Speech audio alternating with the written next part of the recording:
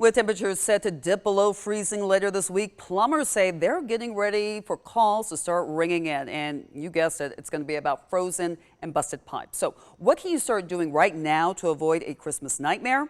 Ashlyn Webb joins us in studio with more. Yes, Lori, many of us have Christmas on the mind, getting in last-minute Christmas shopping and getting ready for Christmas dinner. But before you get into full holiday mode, you may want to think about checking these things off your list to save you from a big plumbing bill that could range into several $100s. Before the temperature drops, Matt Nelson with Watson Plumbing and Associates says insulate your pipes. Under the house or in the attic is where the main problem would be. Insulate your pipes if you can. If you can't, like I said, just close all the vent holes, close the scuttle hole door. Also remember any outside faucets. They need covers on them. If you don't have covers, you can always put a sock or towel on it, just to keep the wind from getting to it too bad. And of course, in your home, keep the water dripping. When you leave a faucet running inside, you want to run the hot and cold about the same. It doesn't have to be much. Just enough to keep that water circulating, but definitely a little more than a drip though. Other tips to follow: if you have a garage, keep the doors closed if there are water supplies there.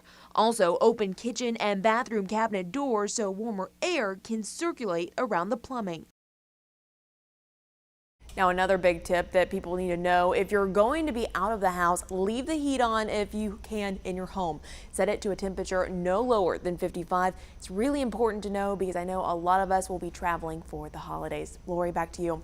Great tips. Thank you, Ashlyn. Nelson says the first sign your pipes are frozen is no water or little water coming from the faucet. Now let's take a closer look at other ways to protect your home from the cold. First, heat your home safely. The CDC warns you to be mindful of using wood stoves, fireplaces, or space heaters. Remember, keep space heaters safe from other objects and don't plug them into extension cords. Also, remember that turning on the stove for heat is not safe. Be careful lighting your home. If you lose power, use battery-powered flashlights or lanterns, not candles.